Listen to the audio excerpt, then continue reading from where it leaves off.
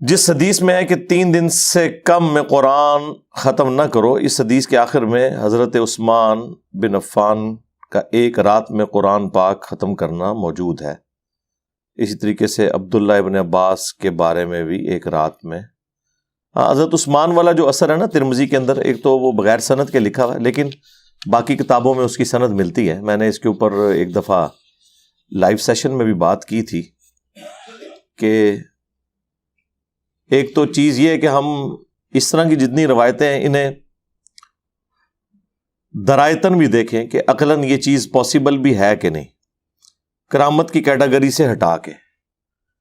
اس طرح کی کوئی کرامت ہوتی نا تو وہ اللہ کے محبوب صلی اللہ علیہ وآلہ وسلم کو معجزے کی شکل میں دی جاتی۔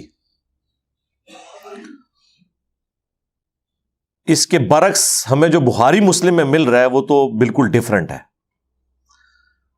ہم نے اپنے اس پلیٹ فارم کے لیے کرائیٹیریا رکھا ہوا ہے قرآن اور اس کے بعد بخاری اور مسلم، جس کے اوپر امت متفق ہے، اور جو چیزیں قرآن صحیح بخاری صحیح مسلم میں فٹ ان بیٹھتی ہیں ان کو ہم لے لیتے ہیں، جو فٹ ان نہیں بیٹھتی یا تو ان کی روایت کے اوپر کوئی کلام ہوتا ہے یا پھر اس کی کوئی تعویل تلاش کرنے کی ضرورت ہے۔ اس کی وجہ ہے کہ وہ اتنی احتیاط کے ساتھ چیزیں جمع نہیں ہوئی۔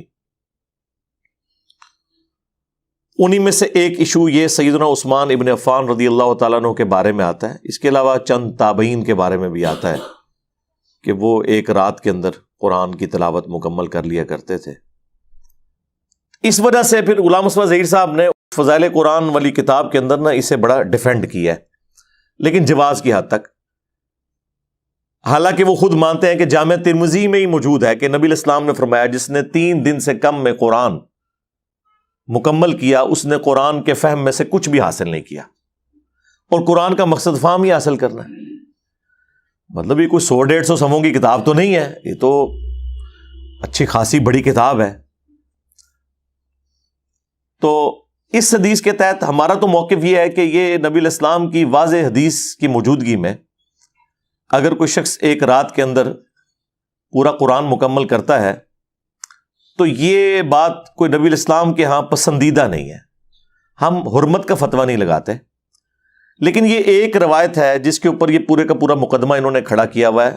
اور جب ہم کہتے ہیں کہ آپ اپنے بابوں کے بارے میں کہتے ہو کہ وہ روزانہ 3 قرآن پڑھتے تھے، 8 قرآن پڑھتے تھے، جو فضائل اعمال میں کہانیاں لکھی ہوئی ہیں، تو وہ حضرت عثمان کا لا کے عمل پیش کرتے ہیں۔ بھئی حضرت عثمان نے تو 1 پڑھا ہے، آپ نے کہاں سے 8 پڑھ لی ہیں؟ ہم تو ویسے اس 1 کو بھی یعنی درایتاً ایکسپٹ کرنے کے لیے تیار نہیں ہے۔ شاید کوئی موسم سرما کی کوئی ایسی رات آ گئی ہو جس کے اندر یہ پاسبل ہو، ادروائز اگر آپ ایک نارمل سپیڈ میں بھی قرآن پڑھیں تو 15 سے 20 منٹ تو ایک پارے کے لیے چاہیے، اور اگر آپ اس کی قرات کا اہتمام کر کے پڑھیں تو میرا خیال ہے 1 گھنٹے میں ایک پارہ مکمل ہوتا ہے۔ اسی لیے آپ دیکھتے ہیں کہ اہل حدیث کے ہاں جو قیام اللیل ہو رہا ہوتا ہے 1.5 سے 2 گھنٹے کا ہوتا ہے، اور پڑھتے وہ کتنا ہے 1 یا 1.25 پارہ۔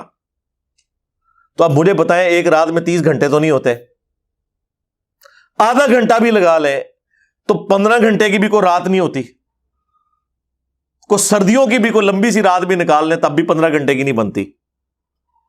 تو غلام مصطفیٰ ظہیر صاحب نے اسے کور کرنے کی کوشش کی ہے، انہیں اندازہ ہو گیا تھا کہ یہ کام گڑ بڑا ہے۔ انہوں نے لکھا کہ وہ بعض اوقات راتیں بھی لمبی ہوتی ہیں اور پھر جو بندہ روٹین میں پڑھتا رہے، وہ آپ جو مرضی کر لیں، یہ بات سمجھ میں آنے والی نہیں ہے۔ اور پھر اس پہ تر رہا یہ کہ بخاری اور مسلم دونوں میں حدیث ہے، نبی علیہ السلام نے فرمایا کہ تم میں سے کسی میں استطاعت ہے کہ وہ 1/3 قرآن پڑھ لے ایک رات میں؟ تو صحابہ کرام نے کہا کہ یا رسول اللہ اس کی طاقت کون رکھ سکتا ہے سوائے فضائل اعمال کے بزرگان دین کے انورٹڈ کامز میں۔ تو نبی علیہ السلام نے فرمایا سورہ اخلاص پڑھ لو، یہ 1/3 قرآن کے برابر ہے۔ 2 اعتبار سے 1/3 قرآن کے برابر ہے۔ ایک تو قرآن کے جو 3 بنیادی عقائد ہیں نا، عقیدہ توحید، عقیدہ رسالت اور عقیدہ آخرت، باقی ساری اس کی کورالریز ہیں۔ شریعت کے جتنے احکامات ہیں وہ عقیدہ رسالت کی کیٹیگری میں فال کرتے ہیں۔ اسی طریقے سے اللہ کی ذات کے تعارف کے اوپر جتنی آیات ہیں وہ توحید کی کیٹیگری میں فال کرتی ہیں۔ اور فکر آخرت سے متعلق یا آخرت کی جواب دہی سے متعلق جتنی آیات ہیں وہ عقیدہ آخرت سے متعلق ہے، اسی میں عذاب قبر، وہ ساری چیزیں اسی میں آ جاتی ہیں۔ تو یہ تین بنیادی مسلمانوں کے عقائد ہیں، عقیدہ توحید، عقیدہ رسالت اور عقیدہ آخرت۔ اب فرشتوں پر ایمان، ظاہر ہے وہ اللہ کے فرشتے ہیں، توحید میں ہی داخل ہو جائے گا۔ کتابوں پر ایمان، رسولوں پر ایمان، وہ عقیدہ رسالت میں آ جائے گا۔ اس اعتبار سے تہائی قرآن ہے سورہ اخلاص کہ توحید کا ٹچ سٹون ہے سورہ اخلاص، اور توحید قرآن کا ایک تہائی حصہ ہے ایڈریس کرنے کے اعتبار سے، اور اس اعتبار سے بھی ایک تہائی ہے کہ اس کا ثواب تہائی قرآن کے برابر ہے۔ تو اگر 3 دفعہ سورہ اخلاص پڑھ لی جائے تو ایک قرآن کے برابر ثواب ملے گا۔ تو اگر اس طرح کوئی 8 قرآن روزانہ کے پڑھتا ہے تو ہمیں تو کوئی اعتراض نہیں، 24 دفعہ سورہ اخلاص پڑھتا ہوگا۔ لیکن اگر آپ کہتے ہیں کہ نہیں وہ سٹارٹ سے لے کے اینڈ تک پڑھیں، تو پھر اس طرح کی باتوں کا مذاق ہی بنے گا نا، اور پھر آپ اسے کرامت بنا کے پیش کریں گے تو ہم کہیں گے کہ یہ کرامت اللہ کے نبی علیہ السلام کو کیوں نہیں حاصل تھی؟ جو آپ بعد کے لوگوں کے بارے میں کلیم کر رہے ہیں۔ سب سے زیادہ قرآن کے ساتھ شغف رکھنے والا کون تھا؟ اللہ کے نبی علیہ السلام۔ بخاری مسلم دونوں میں حدیث ہے کہ اللہ تعالی سب سے زیادہ توجہ سے وقت کے پیغمبر کو سنتا ہے جب وہ اللہ کی کتاب کی تلاوت کرتا ہے۔ یعنی یہ اللہ کو جو پسندیدہ ترین چیزیں ہیں نا، وہ اپنے نبی کی قرات سننا ہے قرآن پڑھتے ہوئے۔ تو نبی علیہ السلام کا تو اوڑھنا بچھونا ہی قرآن تھا، اتنا تھا کہ سورۃ المزمل میں اللہ تعالیٰ نے نبی علیہ السلام کی جو حالت دیکھی کہ آپ پوری پوری رات قیام کرتے ہیں، تو آپ کو کہا گیا کہ آپ تھوڑا ریلیکس کریں، آدھی رات کر لیں، چلے تھوڑا بڑھانا اس سے کر لیں، نہیں تو تہائی رات، پھر کل کو آپ کے اوپر مشکلات بھی آنی ہے جہاد اور قتال کے اعتبار سے، اور آپ کے ساتھیوں نے معاش کی تلاش بھی کرنی ہے، یہ ساری کی ساری چیزیں ساتھ اٹیچ ہیں، تو آپ قیام کو کم کریں۔ تو نبی علیہ السلام کا تو اوڑھنا بچھونا قرآن تھا۔ یہ جو 5 وقت نمازوں کا شیڈیول ہے، یہ تو مدینہ شریف میں سٹارٹ ہوا ہے، مکے کے بالکل اینڈ پہ جا کے واقعہ معراج ہوئی ہے، اور اس سے پہلے جو مکی دور میں 13 سال تک نبی علیہ السلام کا جو عبادت کا معاملہ تھا وہ رات کو قیام اللیل تھا، اس میں قرآن پڑھنا، کوئی 5 نمازوں کا شیڈیول نہیں تھا۔ لیکن وہ قیام اللیل آپ والا نہیں کہ 1.5 یا 2 گھنٹے والا، نہ بعض اوقات پوری رات، بعض اوقات 2/3 رات، بعض اوقات آدھی رات، نارمل تھا۔ اسی لیے بخاری مسلم دونوں میں آتا ہے نا، حضرت عبداللہ ابن مسعود رضی اللہ تعالیٰ عنہ کہتے ہیں کہ اگر میں جانتا کہ مجھ سے زیادہ کوئی قرآن جانتا ہے تو میں اپنے اونٹ بھگاتا، ان کے جگر جلا دیتا اس شخص سے قرآن حاصل کرنے کے لیے کہ جو مجھ سے زیادہ قرآن جانتا ہے۔ میں نے 70 سے زیادہ صورتیں حضور کے پیچھے قیام اللیل میں سن کے زبانی یاد کی ہیں، یعنی 114 میں سے 70 صورتیں حضرت عبداللہ ابن مسعود جو شروع کے 10 مسلمانوں میں ہیں، سابقون الاولون میں سے ہیں، اصحاب بدر میں سے ہیں، اور جب پرشین امپائر گری تو حضرت عمر نے انہیں چیف جسٹس لگایا کوفہ میں، وہ کہہ رہے ہیں میں نے 70 صورتیں حضور کے پیچھے سن سن کے زبانی یاد کر لی، وہ قیام اللیل کی وجہ سے۔ عرب کی کرائمنگ تو بڑی کلاس کی تھی۔ تو اگر کوئی ایسا معاملہ ہوتا تو وہ کہتے ہیں کہ میں جاتا قرآن سیکھنے کے لیے۔ اچھا، اس میں انہوں نے جو میں جتنی کی ہے نا، کوئی فتویٰ نہیں لگتا، یہ ان کی آنر ہے۔ آج اگر عمران خان صاحب یہ کلیم کرتے ہیں کہ میں نے 92 کا ورلڈ کپ جتایا، تو اس میں آپ یہ کہیں گے کہ متکبر ہے۔ یا جہانگیر خان کہتا ہے کہ جی میں 500 سے زیادہ مقابلوں میں ان بیٹن رہا ہوں، یہ کبھی بھی کسی بھی کھیل کی ہسٹری میں نہیں ہوا کہ کوئی شخص 500 دفعہ کھیلے اور ہارے نا، ٹھیک ہے۔ تو اس میں نہیں ہے، ان کی کنٹریبیوشن ہے۔ دین کے معاملے میں بھی جن لوگوں نے کنٹریبیوٹ کیا ہے وہ اس طرح بولتے تھے۔ اس زمانے میں کوئی کسی کے اوپر فتوی نہیں لگاتا تھا کہ تم متکبر ہو گئے ہو۔ تو صحابہ کرام علیہم رضوان میں قرآن سیکھنے کا جذبہ اور شوق یہ تھا، لیکن آپ کو کہیں اس طرح نہیں ملے گا کہ وہ 3 یا 8 قرآن اور یہ سب کچھ جو کچھ یہ انہوں نے فضائل اعمال میں لکھا ہوا ہے، اور پھر حدیثیں جب موجود ہوں کہ صحابہ کرام تو اس چیز کو سمجھ رہے ہوں کہ محال ہے، اور نبی علیہ السلام فرما رہے ہوں کہ اس نے قرآن فہمی کا حق نہیں ادا کیا، اور آپ یہ کہتے ہیں جناب کہ جی 61 قرآن امام حنیفہ رحمۃ اللہ علیہ جو ہے وہ پڑھ لیتے تھے رمضان شریف میں. وہ کہتے ہیں جی ایک دن کے وقت ایک رات کے وقت، تو یہ 30 روزے ہو گئے، تو 60 قرآن اور ایک تراویحوں میں بھی. تو رات میں تو وہ پہلے ہی پڑھ رہے تھے، تراویح میں کون سا قرآن سن رہے تھے؟ نہیں، وہ تراویح بھی پڑھتے سن جماعت نہ، بس وہ ایک ساتھ بنایا ہوا. تو 61 قرآن انہوں نے مشہور کیا ہوا ہے، اور یہ فضائل اعمال میں لکھا ہے. میں نے پہلے بھی کئی دفعہ عرض کیا ہے کہ جہلم میں ہی تبلیغی مرکز بھی ہے. ایک دفعہ میں ظہر کی نماز کے لیے اپنے بچوں کے ساتھ گیا وہاں نماز پڑھنے کے لیے. ظہر کی نماز وہ عموماً لیٹ پڑھتے ہیں، تو گرمیوں میں سنت ہے ظہر کی نماز کو لیٹ پڑھنا. تو میں کبھی کبھار وہاں جماعت کے ساتھ نماز پڑھنے، جن دنوں میں پبلکلی اس طرح جایا کرتا تھا ان دنوں کی بات کر رہا ہوں. تو ظہر کے بعد وہ فضائل اعمال سے درس کا سلسلہ بھی کرتے ہیں، تعلیم جسے کہتے ہیں. تو میرے بچے چھوٹے چھوٹے، یعنی 10 سال سے کم عمر تھی دونوں کی اس وقت، تو وہ فضائل اعمال سے وہ یہی پڑھ رہے ہیں کہ جی ایک بزرگ جو ہے روزانہ 3 قرآن پڑھتے تھے، 8 قرآن پڑھتے تھے، اور یہ سب کچھ نا. اب میں یعنی وہ سن رہا تھا اور مجھے بڑی پریشانی لگی ہوئی تھی. مجھے پتا تھا کہ یہ جو کچھ میں سوچ رہا ہوں کہیں یہ بھی نہ یہ سوچ رہے ہوں، اور میرا خدشہ درست نکلا. جب واپسی پہ موٹر بائک میں نے نکالی تو میرا بیٹا مجھ سے پوچھتا ہے کہ بابا یہ کیسے ہو سکتا ہے کہ روزانہ کوئی 8 قرآن پڑھ لے. ٹھیک ہے، اب ظاہر ہے وہ اس وقت تک 3 دفعہ تو قرآن ناظرہ وہ کمپلیٹ کر چکا ہوا تھا. اب اس کو تو نہیں آپ دھوکہ دے سکتے کہ بھئی یہ کرامت ہو گئی یا کوئی ٹائم بڑھ گیا اور یہ ہو گیا اور وہ ہو گیا. تو میں نے اسے کہا کہ بیٹا یہ کہانی ہے، اس کو چھوڑ دو، جو باقی باتیں ہیں وہ آپ لے لو. یہ آپ نے امت کو ایجوکیٹ کرنا ہے. ساتھ ساتھ یہ کہانیاں لکھ کے مر چکے ہیں، مصیبت ڈال گئے ہیں پچھلوں کو. اور پھر جب ہم ان لوگوں کی باتوں کا انالیسس کرتے ہیں، لوگ کہتے ہیں ہمارے بزرگوں کا مذاق اڑاتے ہیں. بزرگوں نے خود مذاق اڑایا. اب فضائل مال میں انہوں نے لکھا ہوا کہ 12 دن تک ایک بزرگ کا واقعہ ہے کہ ایک ہی وضو سے ساری نمازیں پڑھی. یعنی 12 دن تک نہ وہ سوئے، نہ انہوں نے کھانا پینا کیا، اور نہ ٹوائلٹ گئے. تو وہ کوئی بہت بڑے لیول کا کوئی، میرا خیال ہے grains book of world record میں اس مریض کا نام لکھنا چاہیے. کوئی مریض ہی ہوگا نا جس کی نہ ہوا جاری ہو، نہ اسے پیشاب آئے، نہ اسے بھوک لگے، یا وہ پھر بستر مرگ کے اوپر ہوگا اور اشاروں سے اس نے 12 دن تک یہ ساری نمازیں پڑھی ہوں گی. لیکن یہ تو نہیں لکھا ہوا، اور کہتے ہیں کرامت ہے. کرامت تو صحابہ کرام کو تو اس طرح کی کوئی کرامت حاصل نہیں تھی، اور اس زمانے میں تو سب کچھ نارمل چلتا تھا. اسی طریقے سے آپ مطلب عجیب و غریب یہ کہانیاں تو آپ کو ہر دوسری جگہ سننے کو ملیں گی کہ جی وہ بزرگ جو ہیں وہ بیٹھے یہاں ہوتے تھے اور نماز مکے پڑھ لیتے تھے، مدینے جا کے پڑھ لیتے تھے.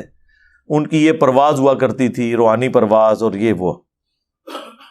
ہم کہتے ہیں جی صحیح مسلم میں حدیث موجود ہے، مشکات کے اندر بھی ہے. بنو سلمہ جو ہیں وہ مدینے کے چوراہے پہ کھڑے ہیں، اللہ کے نبی پاس سے گزرے ہیں صلی اللہ علیہ وآلہ وسلم، اور استفسار فرمایا. تو انہوں نے کہا یا رسول اللہ ہم نے ارادہ کیا کہ ہم شہر میں شفٹ ہو جائیں، کیونکہ ہمیں گاؤں سے آنا پڑتا ہے نماز پڑھنے کے لیے، لیٹ ہو جاتے ہیں. تو آپ علیہ السلام نے فرمایا کہ تم وہیں رہو، تم جتنے قدم چل کے آتے ہو تو اللہ کے حضور تمہارے لیے نیکیاں لکھی جاتی ہیں.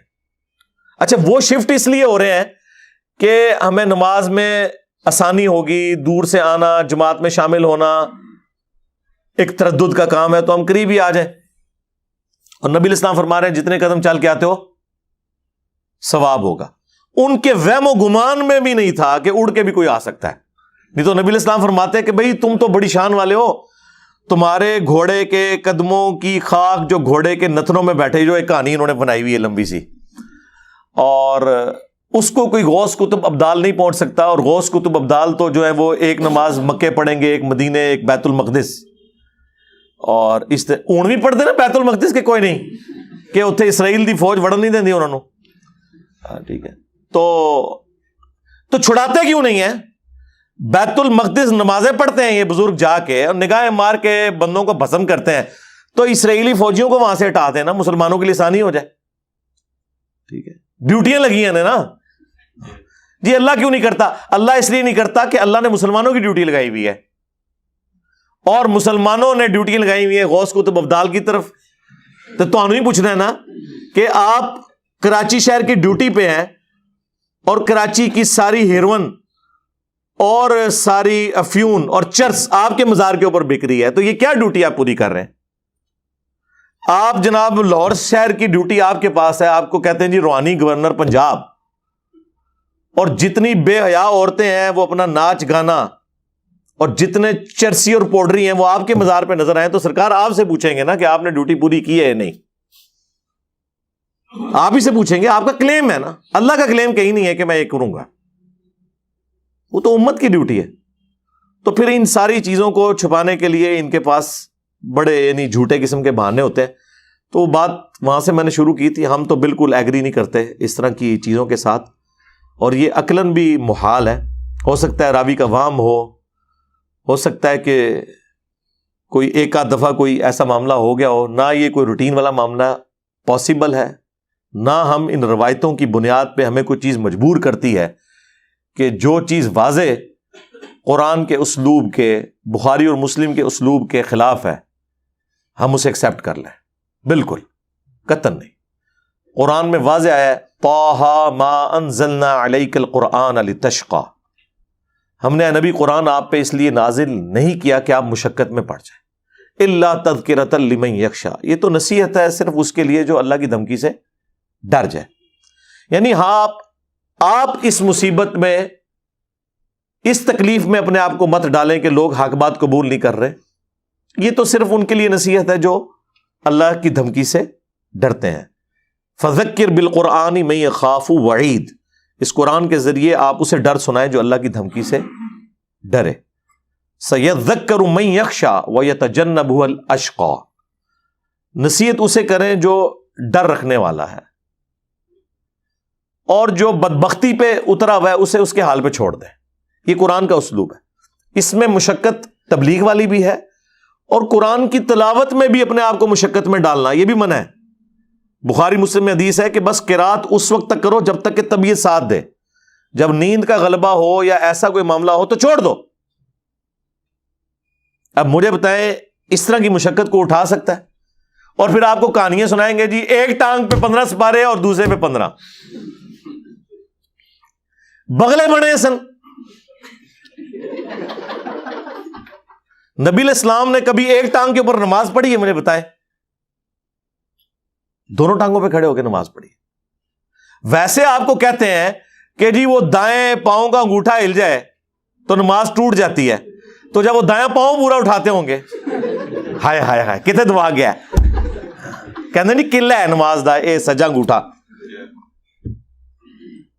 کہانیاں بنائی ہوئی ہیں، اور جب ہم یہ بات کریں تو ان کو برا لگتا ہے. تو یہ مشقت نہیں ہے. بخاری مسلم دونوں میں حدیث ہے، نبی علیہ السلام گھر میں انٹر ہوئے، آپ نے دیکھا کہ ایک چھت سے رسی لٹک رہی ہے. آپ نے فرمایا یہ رسی کیسی ہے؟ تو بتایا گیا جو آپ کی بیٹی ہے نا زینب، وہ رات کو قیام کرتی ہیں اور اپنا جوڑا اس کے ساتھ باندھ لیتی ہیں، کیونکہ بعض اوقات نیند کا غلبہ ہوتا ہے نا، تو وہ جب یوں بندہ جھکتا ہے نا، تو جب جوڑے کو اس طریقے سے پیچھے سے کھینچ پڑتی ہے تو ان کی آنکھ کھل جاتی ہے، اور پھر وہ نبی علیہ السلام نے فرمایا کھولو رسی. نماز اس وقت تک پڑھو جب تک کہ تمہاری طبیعت تمہارا ساتھ دیتی ہے. یعنی اپنے اوپر اس طرح کی مشقت ڈالنا.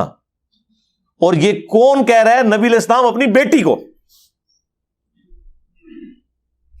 آپ ہمیں بے شک کہتے رہے 40 سال تک عشاء کے وضو سے فجر کی نماز، نبی علیہ السلام تو اپنی بیٹی کو یہ کام نہیں کرنے دے رہے. ٹھیک ہے، نبی علیہ السلام تو ان چیزوں سے ناراض ہوں گے. ہاں فضائل مال میں لکھا ہوا ہے کہ جی یہ جو آیت ہے نا ما انزلنا علیک القرآن لتشقیٰ، سورہ طٰہٰ کی، یہ اس وقت نازل ہوئی تھی کہ نبی علیہ السلام بھی اپنے آپ کو رسی سے باندھ لیا کرتے تھے تاکہ جب آپ کو جھٹکا لگے تو آپ کی آنکھ کھل جائے اور آپ جو ہے نا وہ قرات جاری رکھے. تو اس موقع پہ اللہ تعالیٰ نے نبی علیہ السلام کو منع کیا کہ قرآن اس لیے نازل نہیں ہوا کہ آپ مشقت میں پڑ جائیں. نعوذ باللہ. آپ دیکھیں کتنی بڑی جھوٹی تہمت رسول اللہ کے اوپر لگائی ہے انہوں نے. نبی علیہ السلام تو اپنی بیٹی کو یہ کام نہیں کرنے دے رہے. اور دوسرا، یہ قرآن کی آیت بتا رہی ہے کہ یہاں مشقت سے مراد ہے تبلیغ کی مشقت، کیونکہ اگلے الفاظ دیکھیں، ما انزلنا علیک القرآن لتشقى الا تذکرۃ لمن یخشی. یہ اس لیے نہیں نازل کیا کہ آپ مشقت میں پڑ جائیں کہ لوگ ایمان کیوں نہیں قبول کر رہے، یہ تو صرف ان کے لیے نصیحت ہے جو ڈر جائیں. فَلَعَلَّكَ بَاخِعٌ نَفْسَكَ عَلَىٰ آثَارِهِمْ إِن لَّمْ يُؤْمِنُوا بِهَٰذَا الْحَدِيثِ آسَفًا.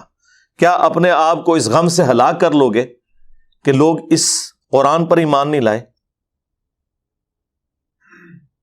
یعنی نبی علیہ السلام کو تبلیغ کے اعتبار سے یہ بات کی جا رہی تھی، نہ کہ اس اعتبار سے جو یہ لوگ مانا لے رہے ہیں.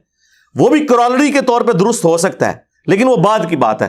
تعویل خاص میں تو یہ اس معاملے میں تھی، لیکن فضائل مال میں انہوں نے لکھ دیا. اور ظاہر ہے اس طرح کی باتیں اس لیے لکھی کہ فضائل مال کے مقدمے میں خود انہوں نے لکھا ہے کہ طبیبوں نے، یعنی ڈاکٹرز نے، مجھے ایک ذہنی مرض کی وجہ سے، مرض بھی ذہنی، چند دنوں کے لیے دماغی کام سے روک دیا تھا کہ یہ آپ کے ذہن کے اوپر. تو کہتے ہیں کہ میرے پیر صاحب جو ہیں مولانا الیاس کاندھلوی، جنہوں نے تبلیغی جماعت بنائی تھی، بڑے عرصے سے انہوں نے مجھے ریکویسٹ کی بھی تھی کہ آپ کوئی ایک سلیبس تبلیغی جماعت کے لیے لکھ دیں. یہ جو 6 نمبر پڑھتے ہیں تو آپ ریٹن میں کر دیں، تاکہ اس میں سے پڑھ کے، پہلے اس کا نام تبلیغی نصاب ہوتا تھا، فضائل اعمال، فضائل حج، فضائل درود، یہ سارے اس کے چیپٹرز تھے. تو وہ کہتے ہیں میں نے فضائل صدقات بھی ہے اس میں نے یعنی فرصت کے ان ایام کو غنیمت سمجھا. اور میں نے کہا کہ اچھا آگے الفاظ دیکھیں، وہ کہتے ہیں کہ اگر یہ اوراق پسند خاطر نہ بھی ہوئے، یعنی جو میں لکھ رہا ہوں اگر یہ شیخ کو نہ بھی پسند آیا میرا نصاب، ویسے پسند آیا، وہ آج تک پڑھ رہے ہیں، قرآن پڑھنے کی توفیق نہیں ہوئی ہے. ہاں، وَأُوحِيَ إِلَيَّ هَذَا الْقُرْآنُ لِأُنذِرَكُم بِهِ وَمَن بَلَغَ. اے نبی تم فرماؤ قرآن میں نے اس لیے وحی کیا تمہاری طرف تاکہ تم اس قرآن کے ذریعے ڈر سناؤ اور جس تک بھی یہ پہنچ جائے. آج بھی آپ رائے وینڈ چلے جائیں، قرآن کا ترجمہ نہیں رکھا ہوا انہوں نے، اپنا بھی نہیں رکھا ہوا شری تھانوی کا. جی اختلاف پیدا ہوتا ہے. میں نے جب ان کے سٹال والے سے پوچھا نا، رائے وینڈ اجتماع میں گیا، یہ بات ہے 2 نومبر 2007 کی، تو آج بھی بائی چانس نومبر کا ہی مہینہ، آج 13 نومبر 2022 ہے، تو میں کتنی پرانی بات آپ سے کر رہا ہوں. تو کہتے ہیں حضرات کہتے ہیں قرآن سے اختلاف پیدا ہوتا ہے. میں نے کہا قرآن میں تو لکھا ہوا ہے کہ یہ کتاب یہود و نصارہ کے اندر جو اختلافات ہیں ان کو بھی دور کرتی ہے، جو انہوں نے ٹیمپرڈ کتابوں کی فارم میں. اور آپ کہہ رہے ہیں اختلاف پیدا ہوتا ہے. نہیں جی، وہ فرقوں کا اختلاف. تو میں نے کہا آپ احمد بریلوی کا بھی ترجمہ رکھ لیں، آپ اشرف تھانوی کا بھی رکھ لیں، آپ جوناگڑھی کا بھی رکھ لیں، سید فرمان علی شاہ کا بھی رکھ لیں. تو زبانی پڑھنے کے اوپر زور دیا ہوا ہے. تو اس میں لکھا وہ اوراق جو ہیں وہ پسند خاطر نہ بھی ہوئے تو تب بھی میرے خالی ایام تو اس بابرکت مشغلے میں صرف ہو ہی جائیں گے. وہ کہتے ہیں چلو میرا ٹائم تو پاس ہو جائے گا. ادھر جو کچھ نہ بھی نکلیا، جو کتاب ٹائم پاس کرنے کے لیے لکھی گئی ہو، آج اس کے بارے میں مولانا تقی عثمانی صاحب بھی کہتے ہیں کہ جی دنیا میں قرآن کے بعد سب سے زیادہ پڑھی جانے والی کتاب ہے. یہ آنر کے طور پہ بتاتے ہیں. کہتے ہیں نہیں کوئی لمحہ ایسا نہیں گزرتا، جس طرح ہم کہتے ہیں نا کوئی لمحہ ایسا نہیں گزرتا کہ دنیا کے کسی حصے میں اذان نہ ہو رہی ہو اور اللہ کے ساتھ اس کے محبوب کا نام نہ بولا جا رہا ہو صلی اللہ علیہ وآلہ وسلم. ورفعنا لک ذکرک کے تحت اللہم صلی علی محمد وعلی آل محمد. تو وہ کہتے ہیں نہیں کوئی لمحہ ایسا نہیں گزرتا کہ دنیا کے کسی حصے میں فضائل اعمال نہ پڑھی جا رہی ہو. یہ کوئی آنر کی بات ہے؟ اس کے اندر تو یہ کچھ لکھا ہوا ہے. اور پھر پکی مور لگائی ہے انہوں نے کہا کہ جی کوئی کہیں غلطی سے بھی نہ کوئی قرآن کھول لے. انہوں نے کہا جی اس کے لیے تو 15 علوم چاہیے، اور اس میں بھی 14 علوم کے بعد ان کو خطرہ ہوا کہ کہیں 14 کوئی حاصل نہ کر لے. انہوں نے لکھا 15واں جو ہے وحی بھی ہے، یعنی گاڈ گفٹڈ، یعنی وہ اللہ ہی کسی کو دے تو دے، وہ یعنی کسبی نہیں، آپ حاصل نہیں کر سکتے. تو نہ کرنے لی گال ہوئی نا، روند مارنے لی گال ہوئی نا. تو وہ لکھا وحی بھی ہے 15واں. یعنی اگر آپ کہنا میں نے 14 علوم حاصل کر لیے ہیں تو وہ 15 تو آپ کا ڈینائی کر ہی دیں گے کہ یہ تو یار صرف علماء دیوبند کو مل سکتا ہے، بریلوی کہیں گے یہ صرف بریلوی علماء کو مل سکتا ہے، وہابی کہیں گے صرف وہابی علماء کو مل سکتا ہے، شیعہ کہیں گے صرف شیعہ علماء کو مل سکتا ہے۔ آپ لاکھ انہیں قرآن سے دکھائیں کہ قرآن میں اللہ تعالیٰ نے بار بار ایک صورت میں اس بات کو رپیٹ کیا ہے، وَلَقَدْ يَسَّرْنَا الْقُرْآنَ لِلذِّكْرِ فَهَلْ مِن مُدَّكِرٍ، ہم نے قرآن کو نصیحت حاصل کرنے کے لیے آسان کر دیا، تو ہے کوئی نصیحت حاصل کرنے والا؟ وہ آپ لاکھ بتائیں، آپ وہ ان کے اوپر سے گزر جائے گی، کیونکہ ظاہر ان کو ایک گیئر الٹا لگ گیا نا، اور پھر اس پہ ترا انہوں نے اور پکا کرنے کے لیے کہ کہیں کوئی مطلب جب سمجھے گا نہیں تو لوگ پوچھیں گے یار پھر قرآن نازل کس لیے ہوا ہے، تو انہوں نے کہا ان کو نا آپ اس طرف لگا دو کہ یہ پڑھو تو اتنا ثواب، یہ پڑھو تو اتنا ثواب۔ اس سے کس کو انکار ہے؟ وہ سائیڈ بینیفٹ ہے۔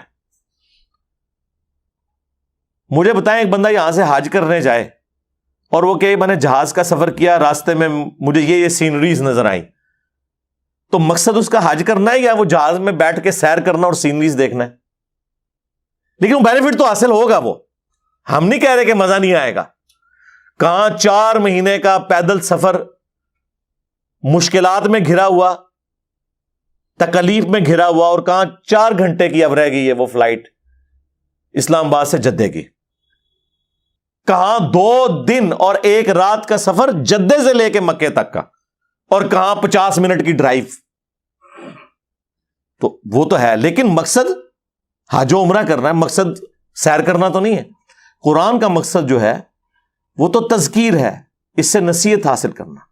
وَأُوحِيَ إِلَيَّ هَذَا الْقُرْآنُ لِأُنذِرَكُم بِهِ وَمَن بَلَغَ، اے نبی تم فرماؤ میں نے قرآن اس لیے تم پر وحی کیا تاکہ تم اس کے ذریعے ڈر سنا دو، اور جس تک بھی یہ کتاب پہنچے اس کو انسٹرومنٹ آف دعوت نبی الاسلام کی قرآن ہے۔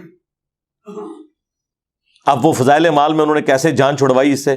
انہوں نے کہا جی احمد بن حنبل فرماتے ہیں کہ ایک رات میں نے خواب میں اللہ تعالیٰ کو دیکھا۔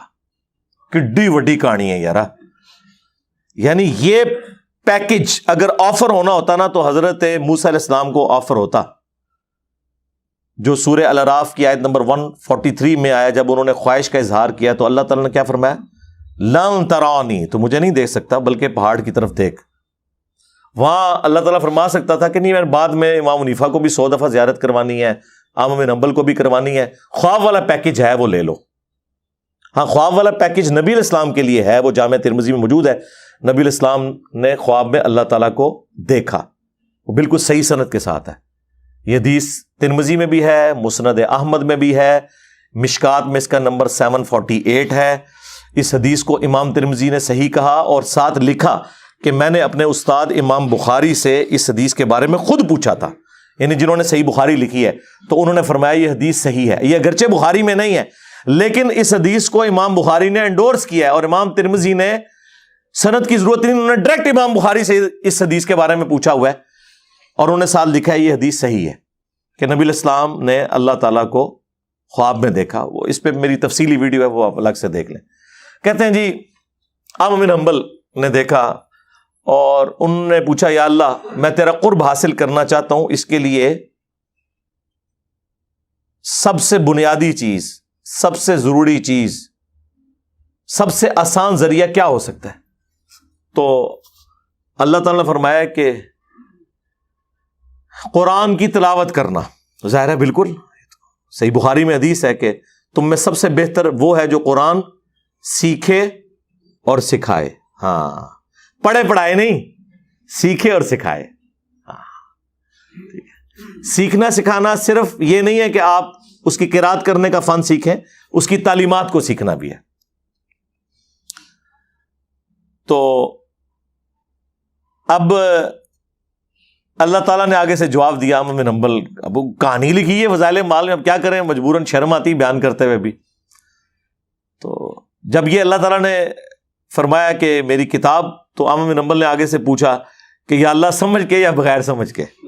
انہوں نے سمجھا کہ احمد بن حنبل کو دیوبندی مولوی تھا یا کوئی تبلیغی جماعت کا کوئی بسترا اٹھانے والا تھا، جس کے دماغ میں فوراً آیا کہ سمجھ کے کہ بغیر سمجھ کے۔ یہ تو پوچھنے کی ضرورت ہی نہیں ہے، کس کو انکار ہے؟ ترمذی میں حدیث ہے کہ قرآن کے ہر حرف کے اوپر 10 نیکیاں ہیں، اور پھر نبی علیہ السلام نے فرمایا کہ میں نہیں کہتا کہ الف لام میم، یہ ایک حرف ہے بلکہ یہ 3 حرف ہیں. الف الگ سے ایک حرف ہے، لام الگ سے ہے، میم الگ سے ہے. اب یہ الف لام میم سے مراد حروف مقطعات بھی ہو سکتے ہیں، اور الف لام میم سے مراد علم بھی ہو سکتا ہے.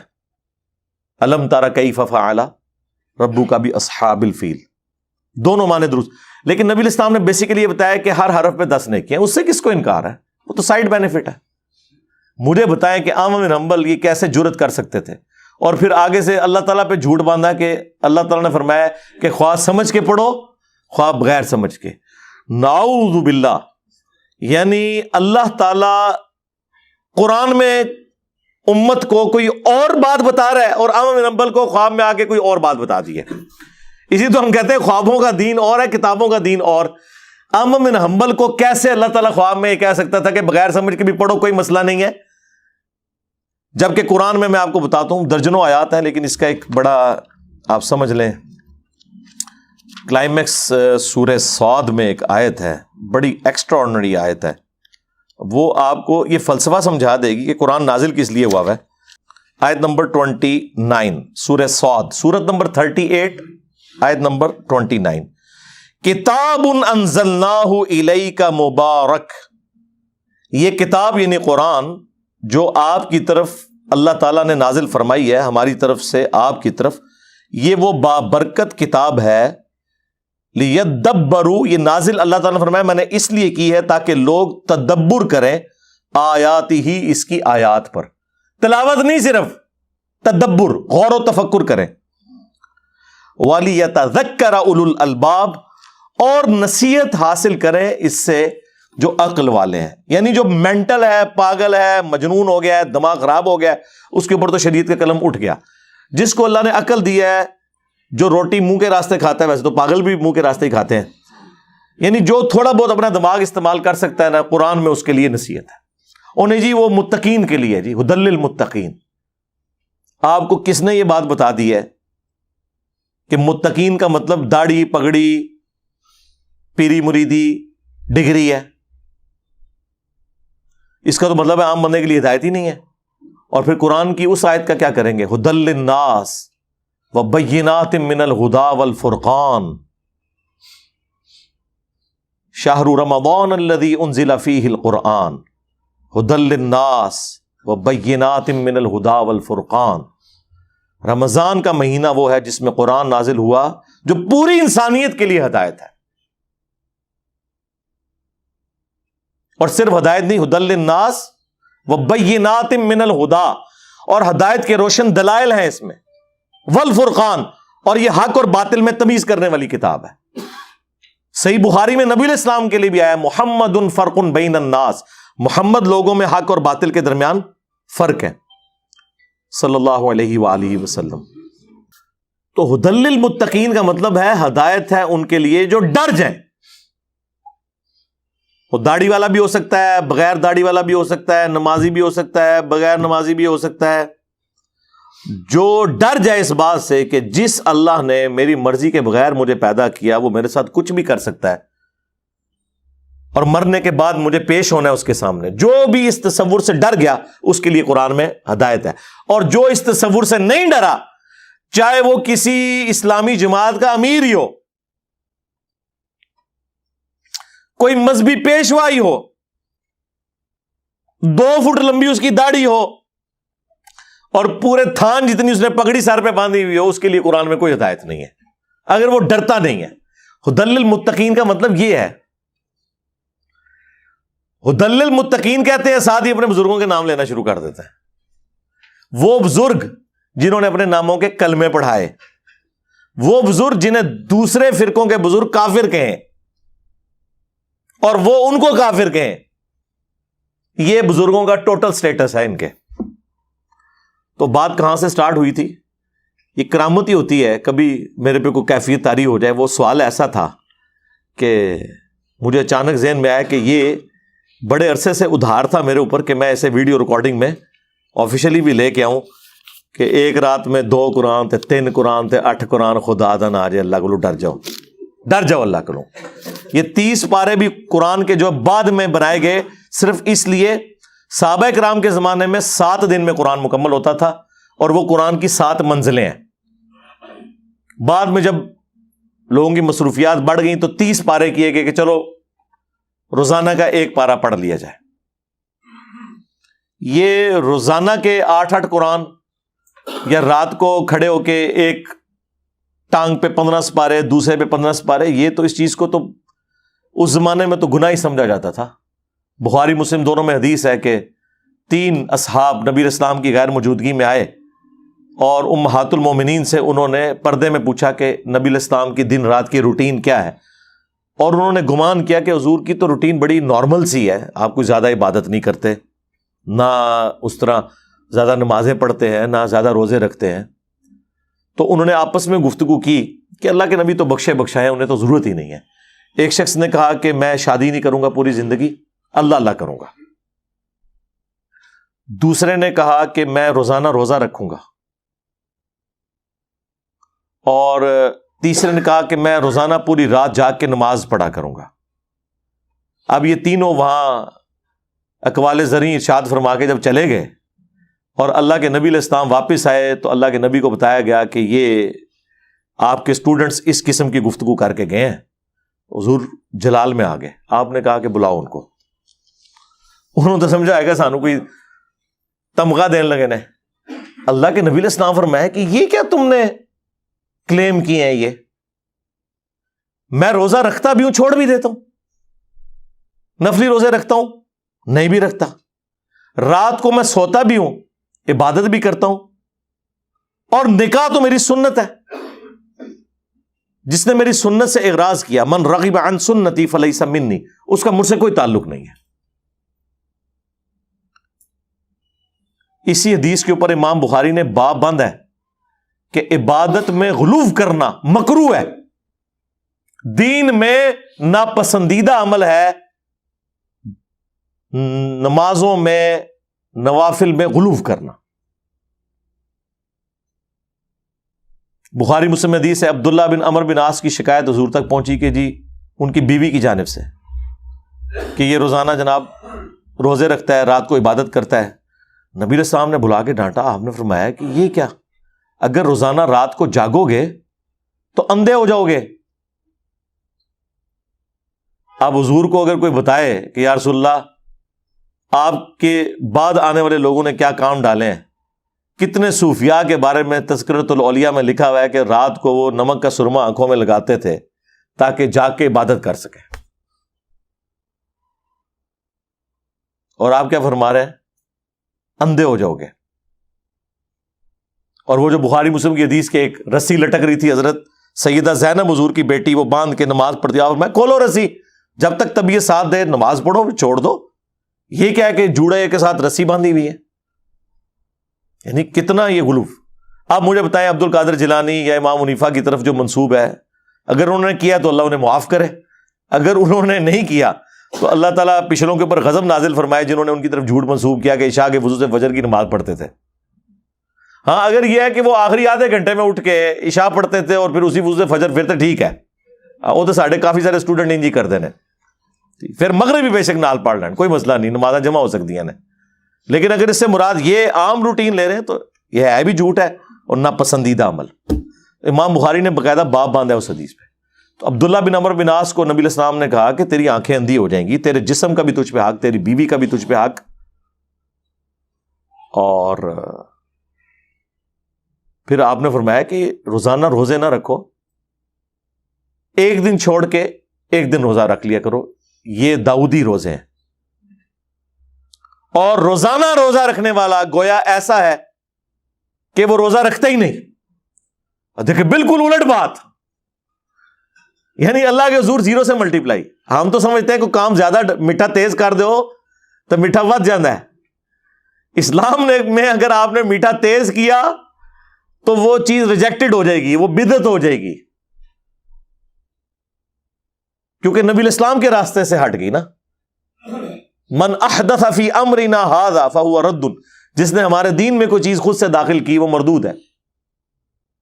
اور مسلم کی وہ حدیث، یہ بخاری مسلم دونوں میں ہے، من احدث فی امرنا ھذا، اور مسلم میں تو الفاظ ہے نبی علیہ السلام ہر خطبے سے پہلے کہتے تھے، اور یہ الفاظ بخاری میں ابن مسعود سے بھی ہے. اما بعد فان خیر الحدیث کتاب اللہ وخیر الہدی ہدی محمد صلی اللہ علیہ وآلہ وسلم وشر الامور محدثاتها وکل محدثۃ بدعہ وکل بدعۃ ضلالہ وکل ضلالۃ فی النار۔ آگاہ ہو جاؤ، سب سے بہترین کلام اللہ کی کتاب ہے، سب سے ہدایت یافتہ راستہ محمد صلی اللہ علیہ وآلہ وسلم کا ہے۔ بدترین کام وہ ہیں جو دین میں خود سے داخل کر دیے جائیں، اور وہ کام جو ہیں وہ بدعتیں ہیں، تمام بدعتیں گمراہیاں ہیں، اور یہ تمام گمراہیاں جہنم میں لے جانے والی ہیں۔ کچھ الفاظ سنن نسائی میں ہیں، کچھ ترمذی میں، مین سٹرکچر اس کی بخاری میں موقوفاً ابن مسعود سے ہے، اور مسلم میں امام جعفر نے اپنے باپ امام باقر علیہ السلام سے، اور انہوں نے جابر بن عبداللہ سے یہ حدیث روایت کی ہے۔ مسلم میں اس کا نمبر 2005 ہے۔ تو میرے بھائی، ہم تو پھر عرض ہی کرتے ہیں کہ مرنے سے پہلے اے مسلمان کر لے اس پہ غور، کتابوں کا خدا اور ہے، بابوں کا خدا اور، کتابوں کا نبی اور ہے، بابوں کا نبی اور، کتابوں کا دین اور ہے، بابوں کا دین اور۔ یعنی یہ نہیں ہے کہ وہ کسی اور پیغمبر کو یا اللہ کو یا کسی اور دین کے ماننے والے ہیں، مانے ہوئے ہیں، لیکن نام اس کا لے کے اپنا سودا بیچ رہے ہیں۔ مکے مدینے کی آواز لگا کے بغداد شریف، اجمیر شریف اور دیوبند شریف اور بریلی شریف میں پھینک رہے ہیں، آواز لگا رہے ہیں مکے مدینے کی۔ اگر یہ مکے مدینے کی آواز لگانا چھوڑ دے تو ہمیں ان سے کوئی گلہ بھی نہ ہو، لیکن ہم اپنے نبی کے ساتھ انہیں غداری کرنے نہیں دیں گے کہ نام لیں ہمارے نبی کا۔ بھائی یہودی ہو جاؤ، عیسائی ہو جاؤ، ہندو ہو جاؤ، جو مرضی کرو، ہم کبھی تمہیں کرٹیسائز بھی نہیں کریں گے۔ وہ ہمیں قرآن نے منع کیا ہے کہ کسی کے جھوٹے خداؤں کو برا نہیں کہنا۔ اچھا، بعض لوگ اس کی بلی لے رہے ہیں کہ انجینئر صاحب قرآن میں تو حکم ہے کسی کے جھوٹے خداؤں کو برا مت کو، وہ تمہارے سچے کو گالی دیں گے، تو انجینئر صاحب بزرگوں کو برا کیوں کہتے ہیں؟ اس لیے کہ بزرگ کسی کے جھوٹے خدا کی بات نہیں ہے، وہ ہمارے دین کے اوپر ڈاکہ مار رہے ہیں۔ اگر یہ بزرگ کہیں نا ہم ہندو ہیں، سکھ ہیں، عیسائی ہیں، تو ہم انہیں کبھی بھی برا نہیں کہیں گے، ہم علمی طریقے سے ان کا رد کریں گے۔ لیکن اگر یہ کہیں گے کہ ہم مسلمان ہیں اور ہم نبی الاسلام کا دین آپ تک پہنچا رہے ہیں، ہم قرآن کی تعلیمات پہنچا رہے ہیں، اور اندر انہوں نے اپنے بابوں کی سٹوریاں رکھی ہوئی ہیں، تو سرکار یہ تو واجب القتل ہیں، غدار ہیں اگر خلافت اسلامیہ قائم ہو تو۔ لیکن ہم تو صرف علمی رد کرتے ہیں، قانون ہاتھ میں نہیں لیتے۔ آپ کہہ رہے ہیں گالی دینے کی بات، یہ تو بہت آگے تک بات ہے، یہ غدار ہے۔ اسی لیے تو ہم نے عرض کیا ہے کہ میرے نبی سا ہے ہی کوئی نہیں، تیرے بابے تے شے ہی کوئی نہیں۔ صلو علی محمد وآل محمد، اللہم صلی علی محمد وعلی آل محمد واصحاب محمد وازواج محمد وامت محمد اجمعین الی یوم الدین، آمین۔